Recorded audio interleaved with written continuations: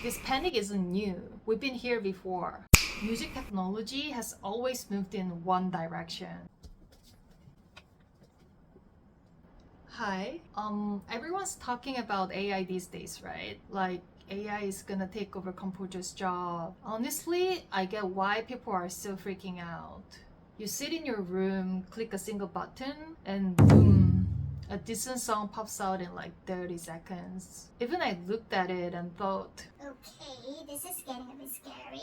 I've actually been a music director at a Korean TV channel for about a decade, and after watching this industry change for years, I realized something. We've actually seen this movie before. But here's the thing, this panic isn't new. We've been here before. Music technology has always moved in one direction, cutting down production cost, saving time, and pulling the gate open a little wider each time. And every single time a new tool showed up, the people already inside panicked. Before recording existed, music was live or it was nothing. Every performance was one time only. Then recording arrives and session musicians started worrying. If you only need to capture a performance once and play it forever, why would they keep hiring us? But what actually happened was the opposite. Recording didn't shrink the demand for music, it exploded it. Suddenly, recorded music could reach people who never stepped foot in a concert hall. Millions of new listeners meant millions of new fans, and millions of new fans meant more artists, more albums, more sessions to record. The studio musicians became its own booming profession, and live concert, they didn't die. They got bigger because recordings made artists famous enough to fill stadium. The math was wrong because nobody accounted for how much the pie itself was going to grow. Then came MIDI. Composers panicked, and this time the fear felt more personal. It wasn't just about the machine replacing players. It was about the entire barrier collapsing. You no longer needed to read sheet music, play an instrument, hire a single musician. Anyone with a home computer could now make music.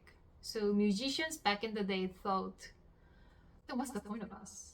But the ones who grabbed MIDI early didn't get buried by it. They got ahead of everyone else. MIDI didn't replace composers. It handed them a superpower.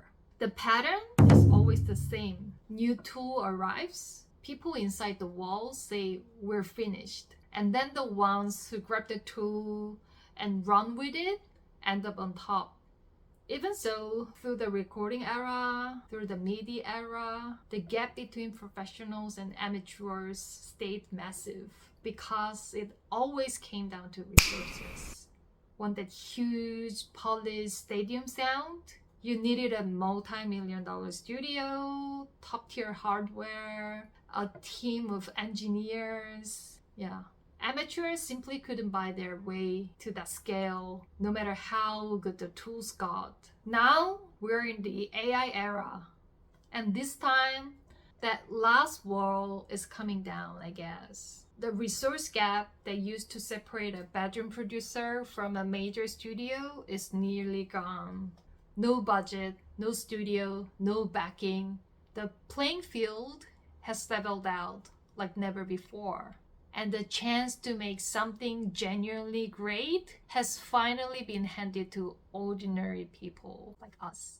Functional music like stock track made just to fill space, like genetic library, like YouTube copyright-free songs. Yes, they're getting replaced by AI easily. But for the real artists, the ones who always had a story to tell but never really had the technical skill or the budget to tell it, this is exactly what recording was in the early 20th century, what MIDI was in like 80s. A tool that looked like a threat and turned out to be the biggest opportunity in the room. The tool changed. It always does. The ones who treat it as a tool and not as the enemy are the ones who win. AI is no different. It's just the latest door opening and it's the widest one yet.